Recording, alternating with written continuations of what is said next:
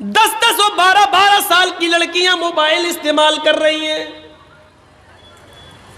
اب تو on line پڑھائی کے نام پر بڑی آسانی سے ان کے ماں باپ بھی دے دیتے ہیں. موبائل کا استعمال وہ اس 1 سال کے لاک ڈاؤن میں اتنا سیکھ گئی ہیں کہ ان کو جو جیو کی طرف سے اور ایئرٹیل کی طرف سے ملنے والی 1 GB 1.5 GB ان کو پورے دن استعمال کرنا ہے.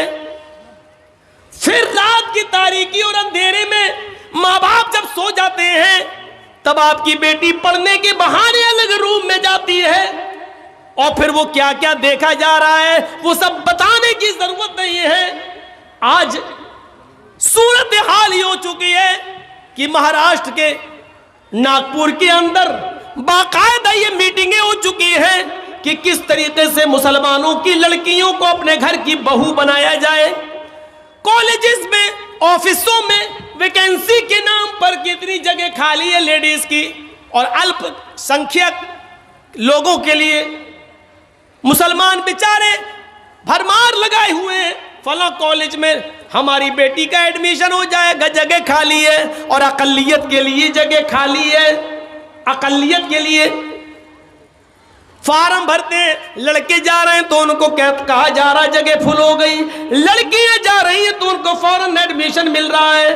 پھر جہاں آگ اور پیٹرول ایک جگہ پڑھیں گے ایک جگہ ہوگا, ظاہر بات ہے پھر ماں باپ بھی نہیں روک پائیں گے. اور کتنی کورٹ میرجیں ہو رہی ہیں مہاراشٹر کے اندر, آپ کچھ نہیں کر سکتے کیونکہ آپ کی بیٹی 18 سال سے اوپر کی ہو چکی ہے اور کورٹ یہ کہہ کر نکاح کر رہا ہے کہ لڑکی کو پوری آزادی ہے اپنا ہم سفر چننے کی. میرے بھائیوں یہ سب کچھ اسی موبائل کی دین ہے. اسی نے زناکاری کے سارے اسباب اور راستے کھول دیے ہیں جو آج ہم نے اپنی بیٹیوں کے ہاتھ میں دے رکھا ہے.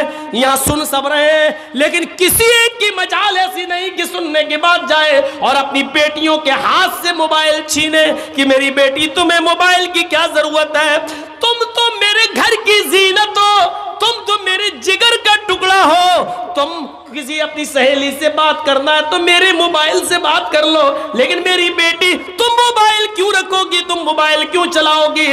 آج کسی باپ کے اندر اتنی ہمت نہیں جو اپنی بیٹی سے یہ کہہ سکے.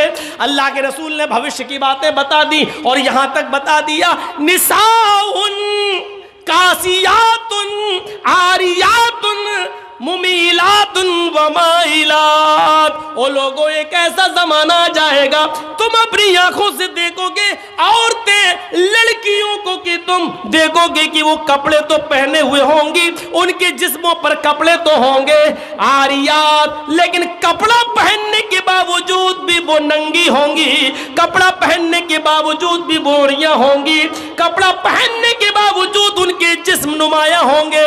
آج کپڑوں کی فٹنگ دیکھ لو, اتنے ٹائٹ کپڑے کہ کپڑا سن لو, میری بہنوں سن لو, میری ماں سن لو اور میری قوم کی بیٹیوں پھر سن لو, جو لڑکی اتنا ٹائٹ شلوار قمیضی کیوں نہ پہنے, ساڑی کیوں نہ پہنے, اتنا ٹائٹ کپڑے پہن لے کہ کپڑا پہننے کے بعد اس عورت یا اس لڑکی کے جسم کا فگر دکھائی دے رہا ہو, اس کی باہیں دکھائی دے رہی ہوں, اس کے شریر کا اس کے جسم کا فگر دکھائی دے رہا ہو کہ یہ اتنے سینٹی میٹر ہوگا, یہ اتنے انچ ہوگا, یہ ساری چیزیں اگر نمایاں ہو رہی ہوں تو وہ جسم چاہے کتنا ڈھکا ہوا ہو یہ ننگے میں شمار ہے, یہ عریاں میں شمار ہے, یہ برہنہ پن میں شمار ہے. اللہ کے نبی نے ایسی عورتوں کے لیے کہا ہے عاریات کاسیات, کپڑے تو پہنے ہوئے ہوں گی, عاریات لیکن ننگی کہلائی جائیں گی.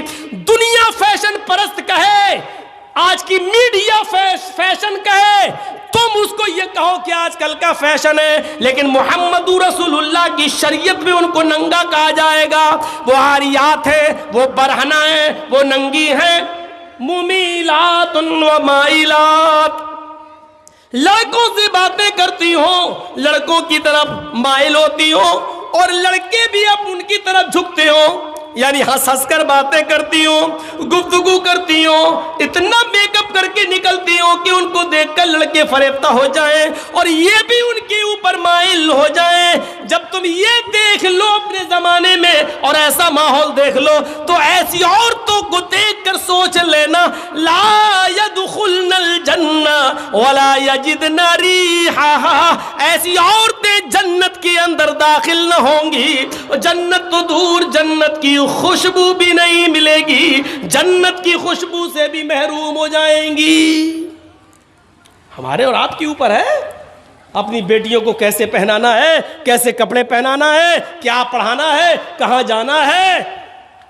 یہاں اچھی بات ہے، اللہ کا شکر ہے، سنا ہے لڑکیوں کا مدرسہ چل رہا ہے، تعلیم نسواں بہت ضروری ہے عورتوں کی. لیکن یاد رکھیے گا میرے بھائیوں، مدرسے کے لوگ مدرسے تک ذمہ دار ہیں.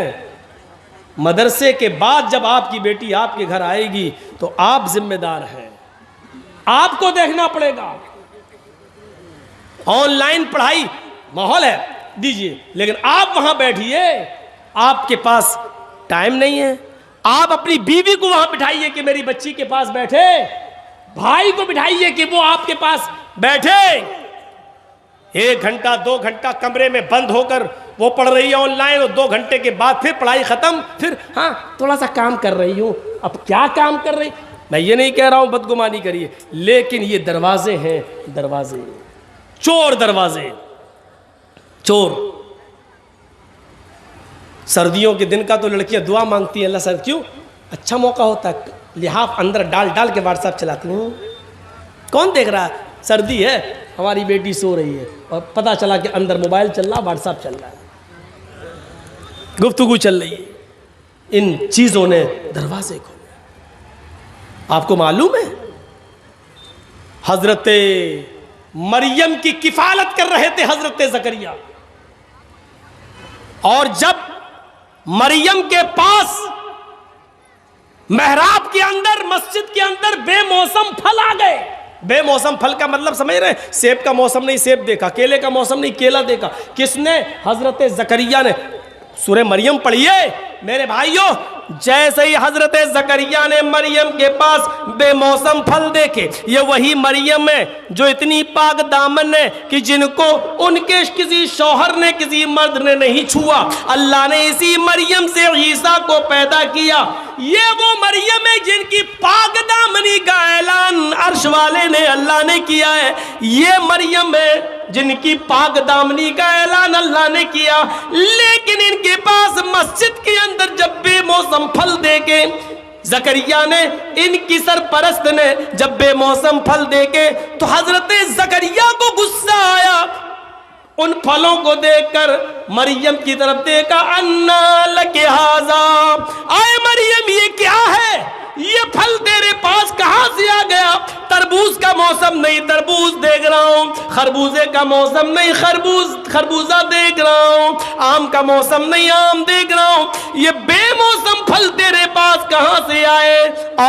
نیک تھی، پاک دامن تھی، کسی مرد سے اس نے بات تک نہیں کی تھی، کوئی اس کا بوائے فرینڈ نہیں تھا. اس لیے دل کی آواز دل سے کہتی ہے، اے زکریا، اے میرے سرپرست، آپ نے مجھے پال پوس کر بڑا کیا ہے، میں آپ کو دھوکہ کیسے دے سکتی ہوں؟ یہ کسی لڑکی نے نہیں دیا ہے. یقین کیجئے آپ کی دی ہوئی تعلیم کا اثر میرے اوپر چڑھا رہے گا.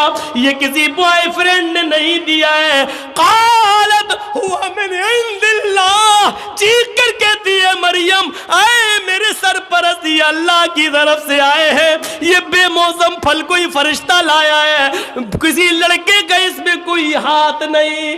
جب مریم کی کلاس لی جا سکتی ہے، جب اللہ کی اس نیک بندی کی کلاس لی جا سکتی ہے اور اس کا سرپرست بے موسم پھل کے بارے میں مریم سے پوچھ سکتا ہے، تو آپ کو اپنی بیٹیوں پر کیسے بھروسہ ہو گیا ہے؟ کیسے سوال نہیں کرتے؟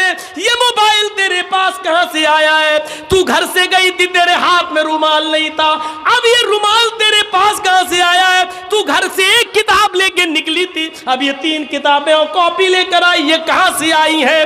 تیرے موبائل میں